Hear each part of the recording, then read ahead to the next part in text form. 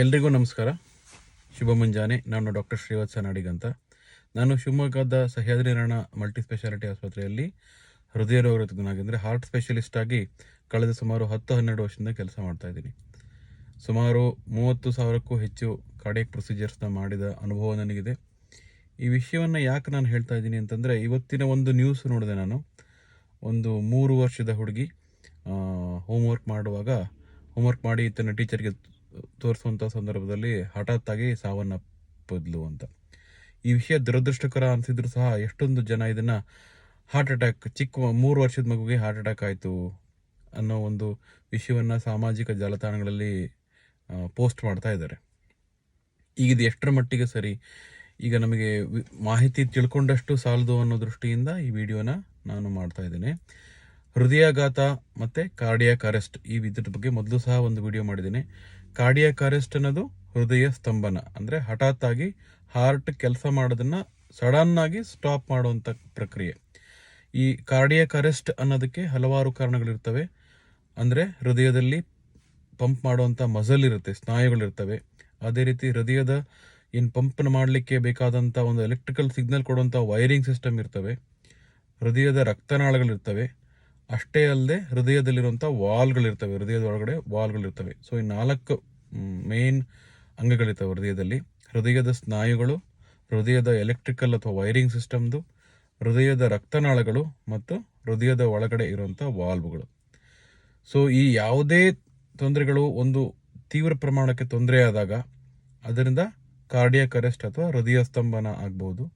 ಉದಾಹರಣೆಗೆ, ಹೃದಯದ ಸ್ನಾಯುಗಳು ಅತಿಯಾಗಿ ದಪ್ಪನಾಗಿದ್ದರೆ, ಅಂದರೆ ಹೈಪರ್ಟ್ರೋಫಿಕ್ ಕಾರ್ಡಿಯೋಮಯೋಪತಿ ಅಂತ ಕರಿತೀವಿ. ಇದನ್ನು ಜನ್ಮಜಾತ ಅಥವಾ ಜೆನೆಟಿಕಲಿ ಬರುವಂಥ ಕಾಯಿಲೆ ಇದು ಇದರಲ್ಲಿ ಚಿಕ್ಕ ವಯಸ್ಸಲ್ಲೇ, ಅಂದರೆ ಈವನ್ ಸಣ್ಣ ಮಕ್ಕಳಲ್ಲಿ ಅಥವಾ ಆಟ ಆಡುವಾಗ, ಖೋಖೋ ಆಡುವಾಗ, ಕಬಡ್ಡಿ ಆಡುವಾಗ ಅಥವಾ ಫುಟ್ಬಾಲ್ ಆಡುವಾಗ ಎಷ್ಟೊಂದು ಸರಿ ಜನಗಳು, ಪೇಷಂಟ್ಸು ಸಡನ್ ಡೆತ್ ಆಗಿರುವಂಥ ಉದಾಹರಣೆಗಳಿರ್ತಾವಲ್ಲ, ಇದಕ್ಕೆ ಸಾಮಾನ್ಯವಾಗಿ ಹೈಪರ್ಟ್ರೋಫಿಕ್ ಕಾರ್ಡಿಯೋಮಯೋಪತಿ ಅಥವಾ HCM ಅನ್ನೋ ಕಾಯಿಲೆಯಿಂದ ಆಗ್ತದೆ ಇದು.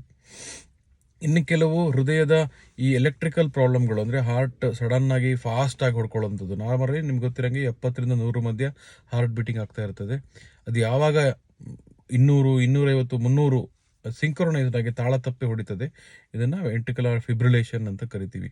ಇದಕ್ಕೆ ಹಲವಾರು ಕಾರಣಗಳಿರ್ತವೆ. ಇದು ಹೃದಯದಲ್ಲಿರುವಂಥ ಚಾನಲೋಪತೀಸ್ ಅಥವಾ ಹೃದಯದಲ್ಲಿರುವಂಥ ಎಲೆಕ್ಟ್ರಿಕಲ್ ಚಾನಲ್ಸ್ ಇರ್ತವೆ, ಅದ್ರ ಪ್ರಾಬ್ಲಮ್ಗಳಿಂದ ಆಗುವಂಥದ್ದು. ಇನ್ನು ಲಾಂಗ್ ಕ್ಯೂಟಿ ಸಿಂಡ್ರೋಮ್, ಇಂಥ ಕಾರಣಗಳಿರ್ತವೆ. ಇದರಲ್ಲೂ ಸಹ ಈವನ್ ಇನ್ಫೆನ್ಸಿಲಿ, ಅಂದರೆ ಮಗು ಹುಟ್ಟಿ 2-3 ತಿಂಗಳಲ್ಲಿ ಸಹ ಸಡನ್ ಡೆತ್ ಆಗುವಂಥ ಸಡನ್ ಇನ್ಫೆಂಟ್ ಡೆತ್ ಸಿಂಡ್ರೋಮ್ ಅಂತೆಲ್ಲ ಇರ್ತದೆ.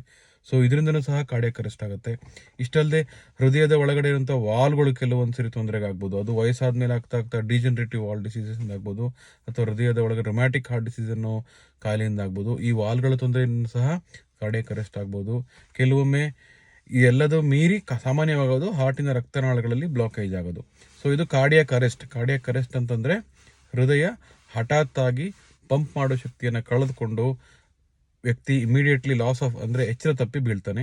ಆ ಎಚ್ಚರ ತಪ್ಪಿ ಬಿದ್ದಂಥ ಸಂದರ್ಭದಲ್ಲಿ ಈ ನಾವು CPR ಅನ್ನೋದನ್ನು ಮಾಡೋದ್ರಿಂದ ವ್ಯಕ್ತಿಯನ್ನು ಉಳಿಸುವಂಥ ಚಾನ್ಸಸ್ ಇರುತ್ತೆ. ಇದು ಕಾರ್ಡಿಯಾಕ್ ಅರೆಸ್ಟ್. ಅದೇ ಹೃದಯಾಘಾತ ಅಂತಂದರೆ ಅಥವಾ ಹಾರ್ಟ್ ಅಟ್ಯಾಕ್ ಅಂತಂದರೆ, ಹೃದಯದಲ್ಲಿರುವಂಥ ರಕ್ತನಾಳಗಳಲ್ಲಿ ಬ್ಲಾಕೇಜ್ ಒಂದು ಕ್ರಿಟಿಕಲ್ ಪಾಯಿಂಟ್ ರೀಚ್ ಆದಾಗ, ಅಥವಾ ಹೃದಯದ ರಕ್ತನಾಳದೊಳಗಡೆ ಕ್ಲಾಟ್ ಅಥವಾ ರಕ್ತ ಹೆಪ್ಪುಗಟ್ಟದಾಗ ಆಗುವಂಥ ಪ್ರಕ್ರಿಯೆನ ಹಾರ್ಟ್ ಅಟ್ಯಾಕ್ ಅಂತ ಕರಿತೀವಿ. ಹಾರ್ಟ್ ಅಟ್ಯಾಕ್ ಆದಂಥ ಸಂದರ್ಭದಲ್ಲಿ ಎದೆ ನೋವು ಕಾಣಿಸ್ಕೊಳ್ಳುತ್ತೆ, ಎದೆ ಮಧ್ಯಭಾಗದಲ್ಲಿ ನೋವು ಕಾಣಿಸ್ಕೊಳ್ಳುವಂಥದ್ದು. ECGಲಿ ಹಾರ್ಟ್ ಅಟ್ಯಾಕ್ ಥರ ತೋರಿಸುತ್ತೆ. ಪೇಷಂಟ್ ಹಾರ್ಟ್ನ ಎಮರ್ಜೆನ್ಸಿ ರೂಮ್ಗಾಗಲಿ ಅಥವಾ ಹಾಸ್ಪಿಟಲ್ಗೆ ಬಂದಾಗ ECG ಮಾಡೋದ್ರ ಮುಖಾಂತರ ಪತ್ತೆ ಹಚ್ಚಬಹುದಾಗಿರುತ್ತೆ. ಸಾಮಾನ್ಯವಾಗಿ ಕಾರ್ಡಿಯಾಕ್ ಅರೆಸ್ಟ್ ಅನ್ನೋದು ಯಾವ ಏಜಲ್ಲಿ ಬೇಕಾದರೂ ಆಗ್ಬೋದು. ಹುಟ್ಟಿದ ಮಕ್ಕಳಿಂದ ಹಿಡಿದು ಅದು ಶತಾಯುಷಿಗಳ ತನಕ ಎಲ್ಲರಿಗೂ ಕಾರ್ಡಿಯಾಕ್ ಅರೆಸ್ಟ್ ಅನ್ನೋದು ಆಗ್ಬೋದು. ಕಾರ್ಡಿಯಾಕ್ ಅರೆಸ್ಟ್ ಅನ್ನೋದು ಹಠಾತ್ ಆಗಿ ಸಡನ್ ಆಗಿ ಆಗುವಂಥ ಇವೆಂಟು. ಇದಕ್ಕೆ ಕಾರ್ಡಿಯಾಕ್ ತೊಂದರೆಗಳಿಂದನೂ ಆಗ್ಬೋದು, ಕೆಲವೊಂದ್ಸರಿ ನಾನ್ ಕಾರ್ಡಿಯಾಕ್ ತೊಂದರೆಗಳಿಂದನೂ ಆಗ್ಬೋದು. ಉದಾಹರಣೆ, ಆಕ್ಸಿಜನ್ ಕಡಿಮೆ ಆಗೋದ್ರಿಂದ ಆಗ್ಬೋದು, ಹೈ ಆಲ್ಟಿಟ್ಯೂಡ್ ಸಿಕ್ನೆಸ್ಸಿಂದ ಆಗ್ಬೋದು, ಅನಿಮಿಯಾ ಅತಿಯಾದ ರಕ್ತಹೀನತೆಯಿಂದ ಆಗ್ಬೋದು. ಸೊ ಈ ಎಲ್ಲ ಕಾರಣಗಳಿಂದ ಹೃದಯದ ಪಂಪಿಂಗ್ ಶಕ್ತಿ ಸಡನ್ ಆಗಿ ವೈಫಲ್ಯ ಆದರೆ ಅದರಿಂದ ಆಗುವಂಥದ್ದು ಕಾರ್ಡಿಯಾಕ್ ಅರೆಸ್ಟ್ ಅನ್ನೋದು. ಅದೇ ಹೃದಯದ ರಕ್ತನಾಳಗಳಲ್ಲಿ ಬ್ಲಾಕೇಜ್ ಬಂದು ಅದರಿಂದ ಎದೆನೋವು ಕಾಣಿಸ್ಕೊಂಡು ECGಲಿ ಚೇಂಜಸ್ ಬರುತ್ತಲ್ಲ, ಅದು ಹಾರ್ಟ್ ಅಟ್ಯಾಕ್ ಅನ್ನೋದು. ಹಾರ್ಟ್ ಅಟ್ಯಾಕ್ನ ತೀವ್ರ ಪ್ರಮಾಣ ಆದಾಗ ಕಾರ್ಡಿಯಾಕ್ ಅರೆಸ್ಟ್ ಆಗಬಹುದು. ಆದರೆ ಕಾರ್ಡಿಯಾಕ್ ಅರೆಸ್ಟ್ ಅನ್ನೋದೇ ಒಂದು ಬೇರೆ ಥರದ ತೊಂದರೆ. ಹಾರ್ಟ್ ಅಟ್ಯಾಕ್ ಅನ್ನೋದು ಸಹ ಬೇರೆ, ಎರಡು ಬೇರೆ ಬೇರೆ, ಅದನ್ನು ಅರ್ಥ ಮಾಡ್ಕೋಬೇಕಾಗುತ್ತೆ. ಯಾಕಂದರೆ ಕಾರ್ಡಿಯಾಕ್ ಅರೆಸ್ಟ್ ಅನ್ನೋದು ವಿತಿನ್ ಸೆಕೆಂಡ್ಸಲ್ಲಿ ನಾವು CPR ಅಥವಾ ಏನು ಎದೆ ಒತ್ತೋದನ್ನು ನೀವು ನೋಡಿರ್ಬೋದಲ್ಲ, CPR ಅನ್ನೋದನ್ನು ಮಾಡೋದ್ರ ಮುಖಾಂತರ ಅಥವಾ ಎಲೆಕ್ಟ್ರಿಕಲ್ ಕಾರ್ಡಿಯೋವರ್ಷನ್ ಕರೆಂಟ್ ಶಾಕ್ ಥೆರಪಿ ಅಂತ ಏನು ಕೊಡ್ತೀವಿ ಅದನ್ನು ಕೊಡೋದ್ರಿಂದ ಪೇಷಂಟ್ನ ರಿವೈವ್ ಮಾಡಬಹುದು. ಅದೇ ಹೃದಯಾಘಾತ ಅನ್ನೋದಕ್ಕೆ ನಾವು ಆ ಬ್ಲಾಕೇಜನ್ನು ಸರಿ ಮಾಡಲಿಕ್ಕೆ ಕೆಲವು ಇಂಜೆಕ್ಷನ್ಗಳಿರ್ತವೆ ಅಥವಾ ಕೆಲವೊಂದ್ಸರಿ ಅಂಜಿಯೋಪ್ಲಾಸ್ಟಿ ಅಂತ ಮಾಡಬೇಕಾಗಿ ಬರ್ತದೆ. ಸೊ ಈ ಎರಡು ಬೇರೆ ಬೇರೆ ರೀತಿಯ ಕಾಯಿಲೆ ಸ್ವರೂಪಗಳಾಗಿರ್ತವೆ. ಇದನ್ನು ಅರ್ಥ ಮಾಡ್ಕೋಬೇಕಾಗತ್ತೆ. ಕಾರ್ಡಿಯಾಕ್ ಅರೆಸ್ಟ್ ಅನ್ನೋದು ಒಂದು ಟರ್ಮಿನಲ್ ಇವೆಂಟು. ಟರ್ಮಿನಲ್ ಇವೆಂಟ್ ಅಂದರೆ ಇನ್ನೇನು ವ್ಯಕ್ತಿ ಸಾವನ್ನಪ್ಪು ಮುಂಚೆ ಆಗುವಂಥ ಪ್ರಕ್ರಿಯೆ. ಅದೇ ಹೃದಯಾಘಾತ ಅನ್ನೋದು ಹೃದಯದ ರಕ್ತನಾಳಗಳಿರುವಂಥ ಬ್ಲಾಕೇಜ್. ಈ ವಿಷಯವನ್ನು ನೀವು ಅರ್ಥ ಮಾಡಿಕೊಂಡಷ್ಟು ನಿಮಗೆ ಮುಂದೆ ನಿಮ್ಮ ಫ್ಯಾಮಿಲಿ ಮೆಂಬರ್ಗೆ ಆಗ್ಬೋದು ಅಥವಾ ನಿಮ್ಮ ಫ್ರೆಂಡ್ಸಲ್ಲಾಗ್ಬೋದು ಹಾರ್ಟ್ ಅಟ್ಯಾಕ್ ಅಂದರೆ ಅಂತ ಹೇಳಿದಾಗ ಅಥವಾ ಕಾರ್ಡಿಯಾಕ್ ಅರೆಸ್ಟ್ ಅಂತ ಹೇಳಿದಾಗ ಏನಾಯಿತು ಅನ್ನೋದನ್ನು ಅರ್ಥ ಮಾಡ್ಕೊಳ್ಳೋದು ಅಥವಾ ಮುಂದಿನ ಟ್ರೀಟ್ಮೆಂಟ್ ಬಗ್ಗೆ ಡಿಸಿಷನ್ ತೊಗೊಳ್ಳೋದು ನಿಮಗೆ ಈಸಿ ಆಗುತ್ತೆ ಅನ್ನೋ ದೃಷ್ಟಿಯಿಂದ ಈ ವಿಡಿಯೋನ ಮಾಡಿದ್ದೇನೆ. Hope you enjoyed the video. Like, subscribe and share to my channel. Thank you.